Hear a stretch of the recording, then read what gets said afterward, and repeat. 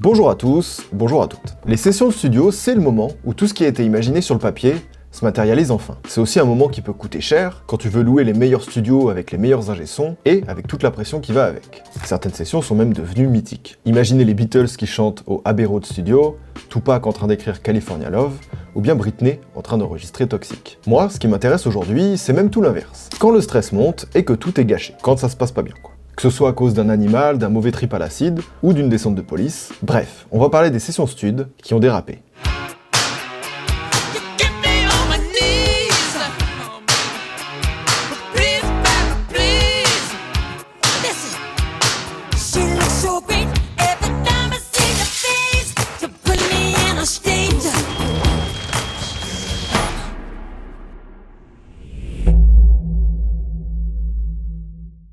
Pour commencer, je vais vous parler d'une collab qui fait rêver toute la planète. Enfin, sur le papier. Prenez Michael Jackson, Freddie Mercury et mettez-les dans la même pièce. Rien que ça, c'est déjà une dinguerie. Alors imaginez seulement qu'ils étaient potes, qu'ils faisaient de la musique ensemble et qu'ils avaient même prévu de faire un album en commun. Oui. Sauf que ce projet n'a finalement jamais vu le jour, et ça, c'est à cause d'une nuit en studio où rien ne s'est passé comme prévu. Ok, contexte. On est en 1980 à Los Angeles. Ce soir-là, le groupe Queen joue l'une de ses 4 dates prévues dans la ville, sur les planches du Forum. L'ambiance est folle, Queen chante ses plus gros titres, et le public est surbouillant. Et parmi les spectateurs, il y a un mec, il a vraiment kiffé le show. Il a tellement kiffé qu'à la fin, il demande vraiment à rencontrer le leader du groupe, Freddie Mercury. Et ce spectateur en question, c'est pas n'importe qui, c'est Michael Jackson. Et MJ, un an plus tôt, il avait sorti un album qui a fait un carton avec ça.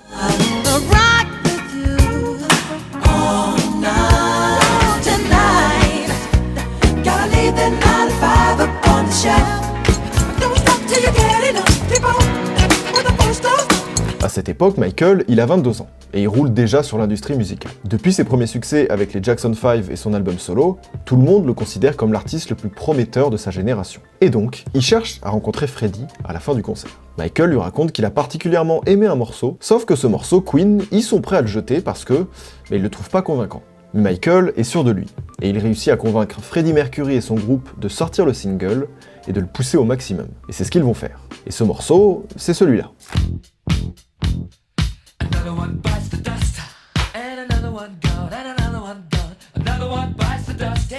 Avec 7 millions d'exemplaires vendus, des passages en radio, des certifications dans tous les sens, Another One Bites the Dust et sa classique ligne de basse est l'un des plus gros succès de toute la carrière de Queen. Et à partir de ce moment-là, Freddie et Michael, ils vont commencer à se rapprocher. Ils vont devenir potes, et ils s'aiment bien les gars, tu vois. Sauf que bon voilà, les deux sont très occupés entre les tournées, les sessions stud, ils voyagent, et puis surtout le fait qu'ils vivent pas du tout sur le même continent, ils vont avoir du mal à se capter. Ils vont arriver finalement à se voir en studio, mais 3 ans plus tard. À cette époque, Freddie s'est éloigné de Queen et décide de tenter l'aventure solo.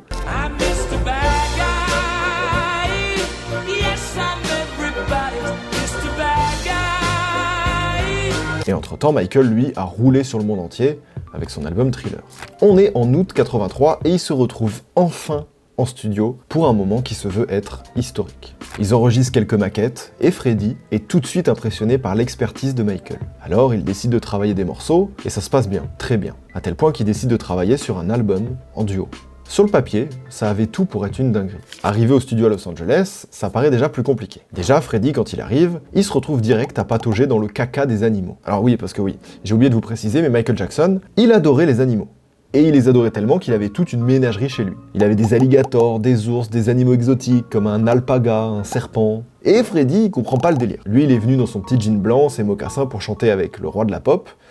Tandis qu'MJ, il est là à lui faire le tour du propriétaire, et lui, il marche dans la merde, il y a des animaux partout, et il comprend pas trop le délire. La seule chose à retenir de ça, c'est que ça marque juste une très grosse différence de style. Bon, une fois dans le studio, ça se complique encore un peu. Les deux stars n'ont pas vraiment d'inspi, ils n'arrivent pas trop à terminer leur morceau, et bref, ça prend pas, la magie n'est pas au rendez-vous, quoi. Alors, faut préciser que c'est en partie à cause d'une chose, la cocaïne. Dans le studio comme dans la vie, Freddie, il prend de la C, beaucoup de C. Et ça met mal à l'aise Michael. Résultat, c'est des morceaux qui ne se finissent pas, c'est vraiment pas ouf. Mais ce qui va achever la session, c'est quand Michael décide de ramener un lama dans le studio.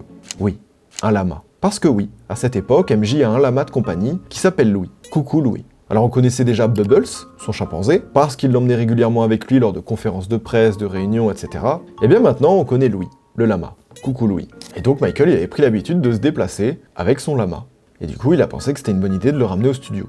Un lama dans un studio. Une bonne idée? Non. Freddy ne réagit pas bien du tout face à ça. Alors peut-être que c'est à cause du mix drogue et lama. En tout cas, il appelle son manager Jim Bish furieux et il lui hurle au téléphone « Faut que tu me sortes de là, frérot, je suis au studio avec un lama, je t'expliquerai, c'est la merde. » Et ce qui aurait pu être le projet du siècle va se terminer lamentablement comme ça, quoi. Et c'est un peu triste en vrai. Bon, évidemment, laissez-moi en faire des caisses, ce n'est pas la seule raison. C'est surtout l'addiction de Freddy, leur manque d'inspi et de temps qui a flingué le projet. Mais Louis, on te retient quand même. Coucou Louis. Alors bon, au final, qu'est-ce qu'il en est ressorti de cette session? There must be more to life than living. There must be more to life than this. Victory est la seule chanson que Freddy et Michael ont écrite ensemble, et l'une des seules 3 chansons finalisées qu'ils ont enregistrées. Brian May et Roger Taylor ont essayé de la sortir sur leur album compilation de 2014, Queen Forever, mais les héritiers de Michael Jackson ont été fermes et ne leur ont pas donné l'autorisation de sortir ce morceau.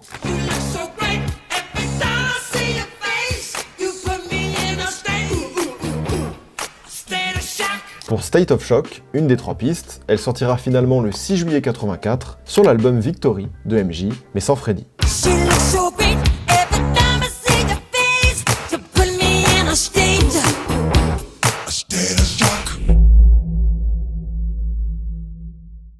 Lui, c'est Leonard Cohen. C'est l'un des plus grands chanteurs des années 60 et 70, et si son nom ou sa tête ne vous dit peut-être rien, vous avez sûrement déjà entendu ce morceau.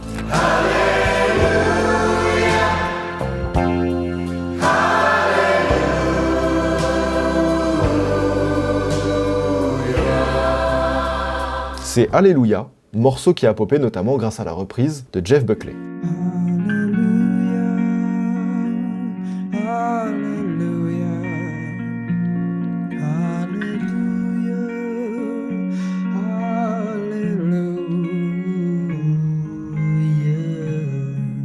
Donc Leonard Cohen, il a déjà sa petite carrière, il arrive à son 5e album. Et pour redonner un petit coup de boost à sa carrière, il décide de faire appel à Phil Spector, un des meilleurs producteurs de son époque. Et il faut que je vous parle de ce Spector. En 1958, il n'a que 19 ans. Il écrit et produit un morceau de son groupe, The Teddy Bears, qui devient numéro 1 des ventes aux États-Unis. Comme ça part bien, dans les années 60, il travaille avec un des plus grands labels new-yorkais et produit les plus gros hits de son époque, comme Be My Baby des Ronettes.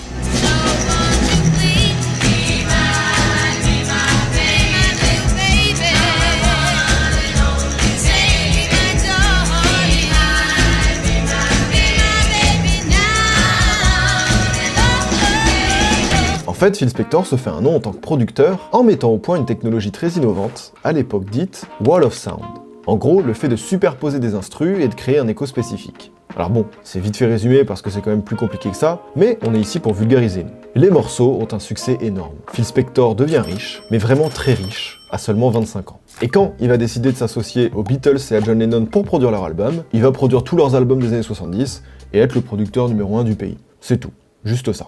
Du coup, en 1977, quand Leonard Cohen l'appelle pour son 5e album, Spector va accepter. Sauf qu'il y a une chose que Leonard Cohen ne sait pas, c'est que notre bon vieux Philou, il est un peu barré. Déjà, quand il commence les sessions d'enregistrement, l'ambiance est un peu bizarre. Phil Spector boit beaucoup, vraiment beaucoup.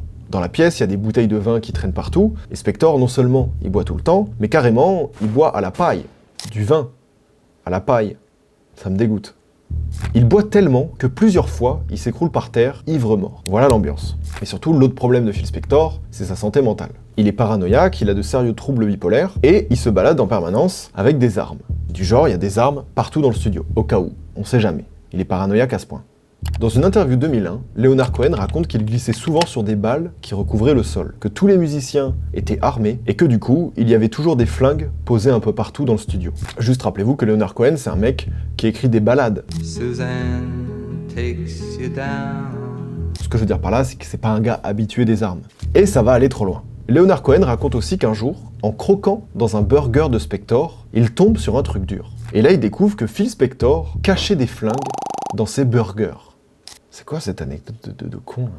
D'ailleurs, si je peux me permettre, c'est mérité parce que ça veut dire que Leonard, il croque dans un burger qui ne lui appartient pas. Par contre, Phil Spector, il cache des... Mais la taille du burger? Comment tu caches une arme dans un burger? C'est abusé. Alors, l'autre problème dont il faut parler, c'est que tous ces petits flingues-là, c'est pas pour décorer. Phil Spector, il aimait bien s'en servir, tant qu'à faire. Une fois, lors de l'enregistrement d'un des morceaux, il a braqué un des violonistes, juste parce qu'il aimait pas trop sa façon de jouer. Voilà, à la dure. Une autre nuit, par exemple, Phil Spector est complètement bourré, il va braquer son flingue sur la nuque de Leonard Cohen, avant de lui dire « Je t'aime, Léonard, je t'aime. » vous auriez fait quoi vous? Leonard Cohen raconte qu'il a répondu « J'espère bien, Phil, j'espère bien ». Alors, si Leonard avait fait des recherches, il saurait que c'est juste la routine pour Phil Spector. En 1975, lors d'une session studio avec John Lennon, il a tiré plusieurs coups de feu au-dessus de sa tête, juste pour l'intimider. Voilà, c'est une habitude du gars, faut juste se renseigner un peu. Bref, entre les cuites et les bouchées dans des burgers au flingue, Cohen arrive quand même à écrire et enregistrer 8 morceaux et personne n'est mort. Yes. Donc, il s'en sort plutôt bien. Sauf qu'à la dernière séance studio, Spector se barre avec tous les enregistrements. Il se barre et il fait tous les arrangements de son côté sans prévenir personne. C'est Phil Spector. Voilà. Et d'ailleurs, sans rien demander à personne, Phil Spector va sortir l'album de son côté en novembre 77. Alors qu'est-ce qui est sorti de cette session? Eh bien, c'est la cata. Ça sonne mal, les prises de voix sont mauvaises, les arrangements sont crades, bref. Spector a complètement ruiné l'album qui sera le plus gros échec de la carrière de Leonard Cohen, au niveau vente comme au niveau artistique. Et là, je suis sûr que vous êtes intrigué du coup par Phil Spector et que vous voulez en savoir plus. Eh bien, dites-vous qu'il va continuer à kiffer les flingues tout en devenant de plus en plus fou. Arrive ce qui devait arriver. En 2003, au cours d'une soirée arrosée, il tue d'une balle dans la tête l'actrice Lana Clarkson dans son manoir près de Los Angeles. Et il mourra en prison en 2021. On est en 2013. À cette époque-là, Kanye West, il est tout en haut. Son dernier album avec Jay-Z a tout raflé et ses fans ils attendent qu'une chose, son retour. Alors, pendant son passage à la Fashion Week de Paris, le rappeur a une révélation. C'est ici qu'il veut s'installer pour réaliser son nouvel album, qui sera Yeezus. Donc voilà quoi. Bon, déjà je savais pas, mais Yeezus a été fait en grande partie à Paname. Comme à son habitude, Kanye, il voit les choses en grand. Pour réaliser son projet, il veut aller dans les meilleurs studios. Du coup, à Paris, il se tourne vers les studios de la scène. C'est un énorme complexe en plein centre de Paris qui a accueilli du beau monde. Que ce soit Akon, Alicia Keys, Snoop Dogg, bref. C'est le genre de studio que tous les artistes que tu connais louent pour tourner parce que ça a de la gueule. D'ailleurs, tous les médias qui font des trucs où ils tournent dans des studios, généralement c'est les studios de la scène de Paris. Enfin non, pas toujours, j'abuse. Mais pour beaucoup. Bref, du coup un soir, un ingénieur son, Sébastien Goyer, il reçoit un appel. Oui, salut Seb, demain Kanye il vient dans ton studio. Ok. Du coup, Kanye arrive finalement dans les studios et il s'y installe pour plusieurs semaines. Évidemment, il n'est pas seul. Il est accompagné de son équipe, qui comporte une vingtaine de personnes, dont un certain Mike Dean, The Weeknd, Travis Scott et les Daft Punk. Une petite team d'Avengers, quoi. Et au studio, l'ambiance, c'est quasiment l'armée.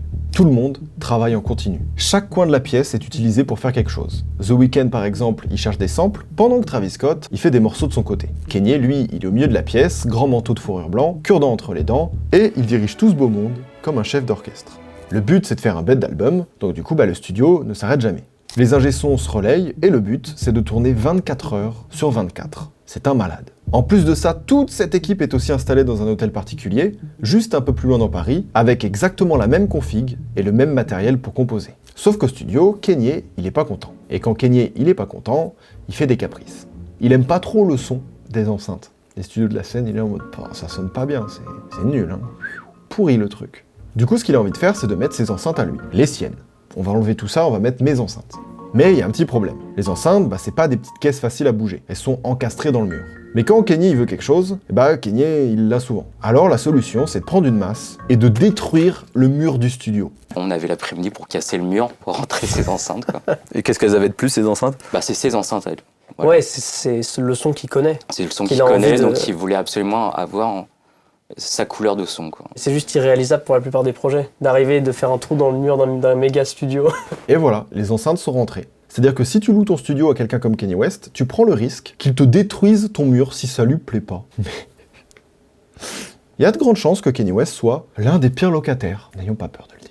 4 mois après cette histoire, sortait Yeezus, l'un des albums les plus marquants de sa discographie, peut-être même un poil trop en avance sur son temps. Mais bon, à part ça, le studio c'est pas qu'un lieu où on prend de la coke, où on promène des lamas, où on braque des gens, on y fait parfois aussi de la musique. Mais vous l'aurez compris, ça, c'est vraiment bien plus rare.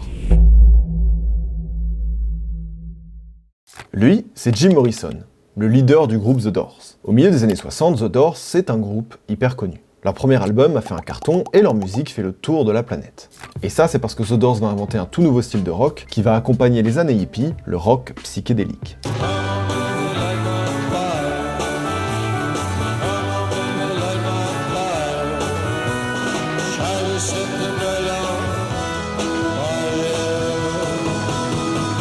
The Doors, en anglais, ça veut dire les portes, et c'est une référence à ce livre, The Doors of Perception, où l'auteur raconte son expérience avec les drogues. Parce que oui, chez les Doors, la drogue, ça tombe pas mal. Et surtout chez son chanteur, Jim Morrison. Et c'est sa prise de substance qui sera à l'origine d'une session studio pas comme les autres. À la fin de l'été 66, le groupe s'installe au Sunset Sound, un studio d'enregistrement de Los Angeles. Un soir, les Doors décident de travailler sur le dernier morceau de l'album. Alors Jim ressort un texte qu'il avait écrit quelques années plus tôt pour sa copine de lycée. Le morceau s'appelle The End. This is the end, beautiful friend. Sauf qu'il y a un problème, Jim, il est trop défoncé à l'acide, et du coup il est plus trop en état de chanter. C'est pas grave, la session elle est reportée demain, on refait ça demain les gars, pas de soucis. Mais le lendemain, Jim ne vient pas. Personne ne sait où il est. Alors ses potes l'appellent, le cherchent, et finissent par le trouver dans une église, juste en face du studio. Évidemment, il est toujours défoncé à l'acide, tellement défoncé qu'il revient dans la cabine du studio avec un livre de prière. Il va se mettre à déchirer les pages, tout en murmurant des phrases. Tout le monde demande ce qui lui arrive, l'ingé son va pousser le volume, et tout le monde va l'entendre chuchoter ce genre de choses.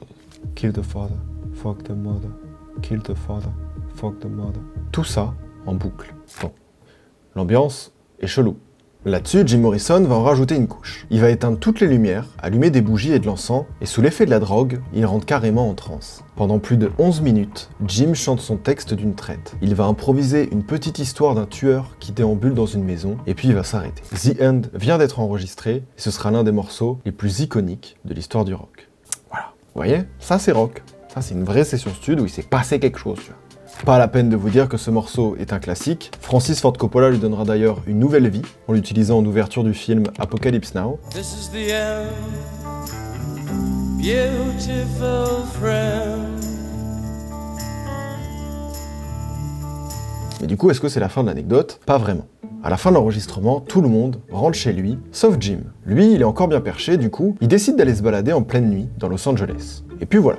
Il se balade, il boit de l'alcool à la bouteille, et il a une super idée. Et si je retournais au studio? Pourquoi faire? Aucune idée. Il retourne au studio, une fois devant, il escalade le grillage du Sunset Sound, et il réussit à rentrer à nouveau dans la pièce. Il s'assied, retire ses bottes, et il allume un joint. Sauf qu'à un moment, il va phaser. Sur la porte du studio, il y a un néon rouge. Et son cerveau, je vous rappelle qu'il est défoncé à l'acide. Donc rationalisons pas tout. Son cerveau, il voit un néon rouge. Il a un mélange d'acide, de cannabis, d'alcool, ce que tu veux.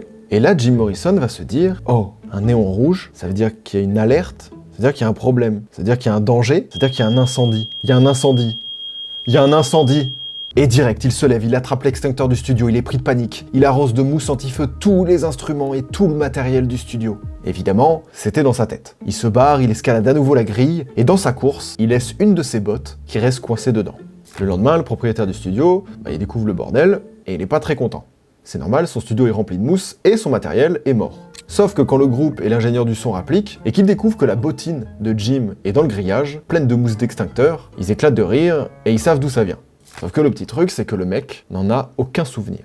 Bah oui, sinon c'est pas très drôle. Finalement, le label fera un bon gros chèque au studio en dédommagement et tout sera rentré dans l'ordre. Mais voilà, ça fait une histoire rigolote et surtout que la création de The End est folle. Et juste lunaire, même dans un film, on dirait « Ah, c'est un peu trop là, t'as abusé sur le storytelling, personne n'y croit. » En bref, les enfants, allez-y mollo sur l'acide, sauf si c'est pour faire des chefs-d'œuvre. Merci à tous de m'avoir écouté, laissez un petit j'aime, passez une bonne soirée, et pensez à vous abonner. Salut.